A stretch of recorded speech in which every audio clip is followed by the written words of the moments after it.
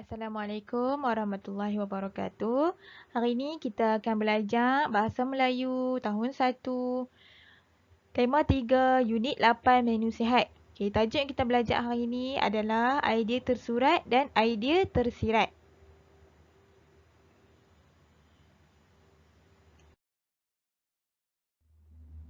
Okey, kita dah belajar pasal idea tersurat. Idea tersurat tu apa? Idea tersurat tu adalah idea ataupun ayat yang kamu boleh nampak dan jelas dengan jelas yang teks tu nak cerita apa. Okey. Teks tu nak kata apa, dia bagi tahu dengan jelas. Dia tak ada dah tersembunyi-tersembunyi. Jadi, macam mana kamu nak isi jawapan? Okey, mari kita belajar cara nak isi jawapan untuk idea tersurat. Kita akan belajar macam mana yang ditunjukkan dalam buku teks, muka surat 48. Okey. Dia cerita pasal tembikai. Okey, teks ini tentang tembikai. Okey, kita baca dulu perenggan pertama. Kulit tembikai hijau. Isi tembikai berwarna merah dan ada juga yang berwarna kuning. Okey, untuk perenggan pertama dia cerita pasal pasal rupa tembikai. Pasal rupa tembikai.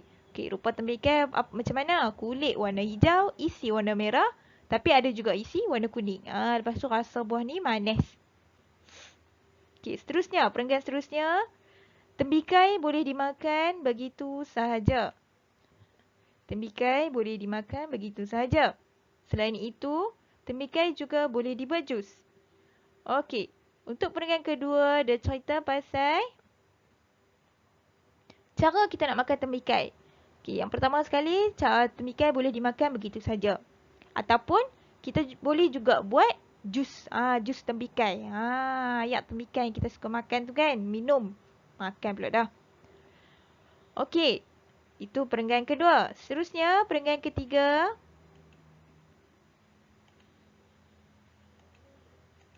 Okay, dia cerita pasal tembikai kaya dengan vitamin A dan vitamin C. Okay, dia cerita pasal khasiat ataupun kelebihan tembikai. Okay, khasiat tembikai ni adalah kaya dengan vitamin A dan vitamin C.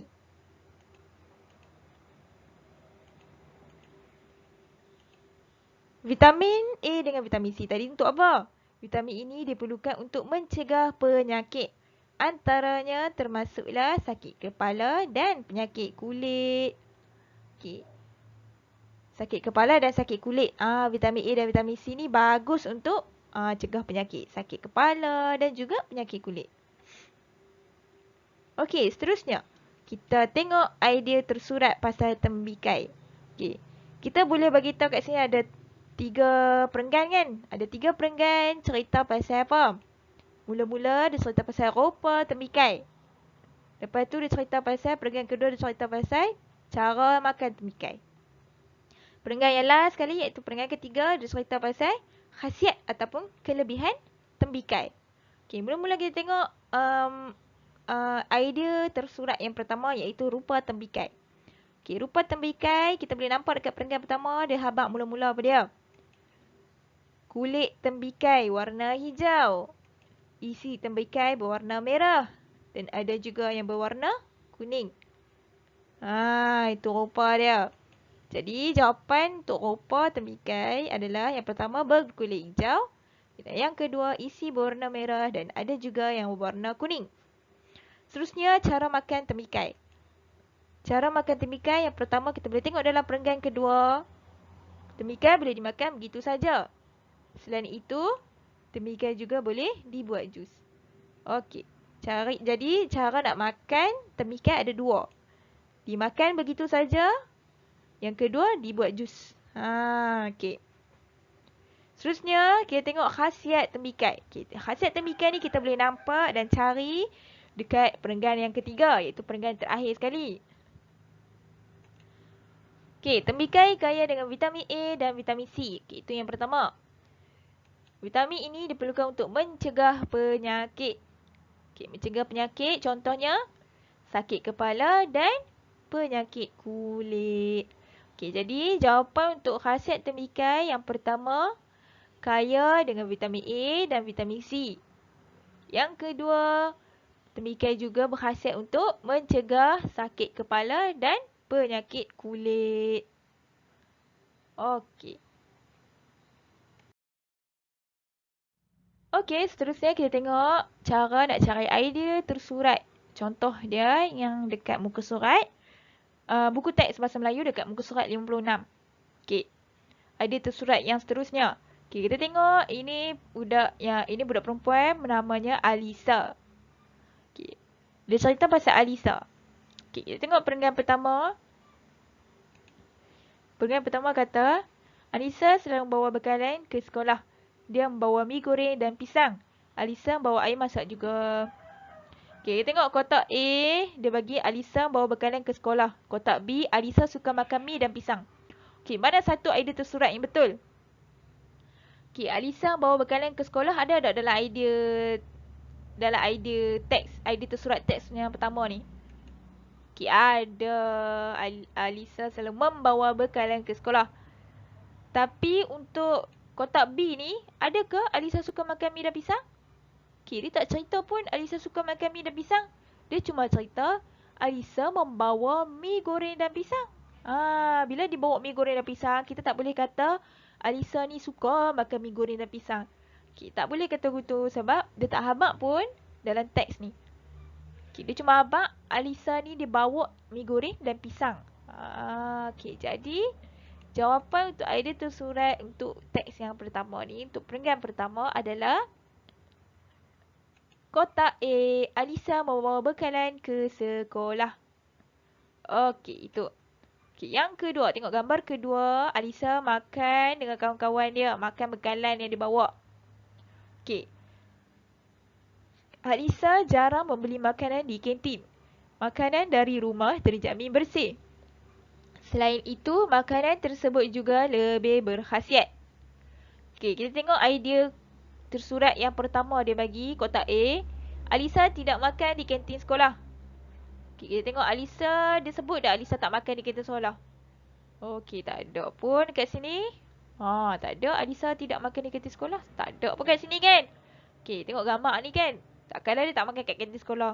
Takkan dia makan dalam kelas kan. Okey, jadi mestilah dia makan dekat kantin. Okey, jadi kotak A ni kita kata dia salah lah sebab dia bukan idea tersurat. Kotak B, Alisa jarang membeli makanan di kantin. Okey, kita tengok. Betul ke dia habaq dalam perenggan ni, Alisa jarang membeli makanan di kantin? Okey, ada. Alisa jarang membeli makanan di kantin. Jadi jawapan yang betul, idea tersurat yang betul adalah di kotak B. Alisa jarang membeli makanan di kantin. Setelah kita belajar idea tersurat tu apa, kita akan belajar cara nak cari idea tersirat. Okey, idea tersurat tadi kita kata dia bagi tahu jelas dalam teks tu nak apa kan. Kita boleh cari dalam teks. Dia tak sembunyi-sembunyi. Tapi kalau idea tersirat dia tersembunyi. Okey, kita kena cari sendiri jawapan tu. Okey. Kita mula nah.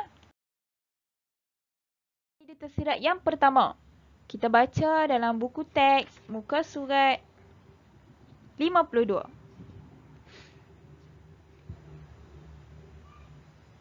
Okey. Untuk buku teks muka surat 52 ni, okey, Mak minta kamu baca dulu lah muka surat 51. Kita belajar tentang bagusnya bersenam. Okey. Apa itu kelebihan bersenam? Kenapa bersenam tu bagus? Okey, bersenam tu bagus sebab apa? Kita keluarkan peluh. Bila kita keluarkan peluh, kita akan rasa sihat. Bila kita rasa sihat, badan pun jadi cergas. Jadi aktif. Otak jadi cerdas. Badan cergas, otak cerdas. Cerdas tu maksudnya otak ni sentiasa berfikir. Otak ni kalau orang tanya apa-apa, boleh jawab. Lagi satu, fikiran pun tenang. Jadi kamu tak perlu nak serabut-serabut pagi-pagi kan, mengantuk sana sini. Okey, kalau kamu bersenam pagi-pagi, kamu bersenam petang-petang, okey, fikiran kamu jadi tenang. Sebab apa? Sebab kamu tarik nafas, sembur nafas. Lepas tu kamu berjoging kan. Okey, bila kamu bersenam, maka badan cergas, otak cerdas, fikiran jadi tenang. Okey. Seterusnya muka surat 52, buku teks bahasa Melayu. Kita kita belajar pula tentang mari berehat. Okey, mari berehat. Banyak aktiviti yang boleh kita lakukan semasa berehat. Okey, kita tengok ini gambar Maisara. Maisara dia buat apa? Gambar pertama ni Maisara membina objek. Okey. Seterusnya gambar yang kedua Kavita. Kavita buat apa? Kavita sambil-sambil masa dia rehat, hobi dia adalah mewarnakan lukisan. Okey, jadi Kavita mewarnakan lukisan. Seterusnya Rizal. Waktu Rizal rehat, Rizal buat apa? Rizal membaca majalah. Rizal membaca majalah. Lepas tu kita ada Nizam. Waktu Nizam rehat, Nizam menonton televisyen. Okey. Jadi, idea tersirat yang kita boleh dapat dekat sini. Okey, dia bagi idea tersirat. Idea tersirat ya. Idea tersirat yang pertama, untuk aktiviti yang pertama, membina objek. Membina objek. Okey. Kebaikan membina objek ni apa? Okey, kita boleh kata dia melatih diri untuk berfikir.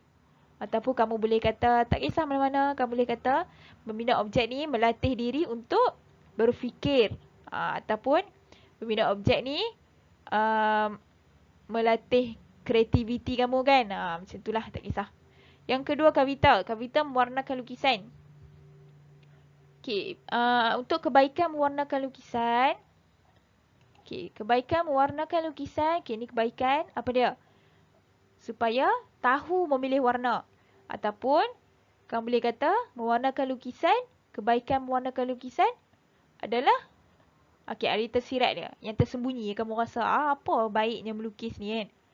Okey. Melatih diri menjadi lebih kreatif. Ataupun berseni lah. Menjadikan diri anda lebih berseni. Macam tu. Tak kisah mana-mana. Asalkan dia baik lah. Sebab dia tanya pasal kebaikan, betul tak? Okey, seterusnya aktiviti membaca majalah. Okey, bila kita kata membaca majalah, kebaikan baca majalah ni dapat menambah ilmu. Dapat menambah ilmu baca majalah. Okey, seterusnya Nizam. Nizam untuk menonton televisyen. Aktiviti menonton televisyen. Kebaikan menonton televisyen untuk apa? Kita boleh kata merehatkan diri. Menambah ilmu pun boleh. Ataupun itulah. Merehatkan diri, menambah ilmu. Ataupun apa yang kamu rasa baik yang televisyen ni kan. Apa yang baik tonton televisyen, kamu tulis saja. Sebab idea tersirat kan, idea tersembunyi yang kamu fikir apa yang baik. Okey.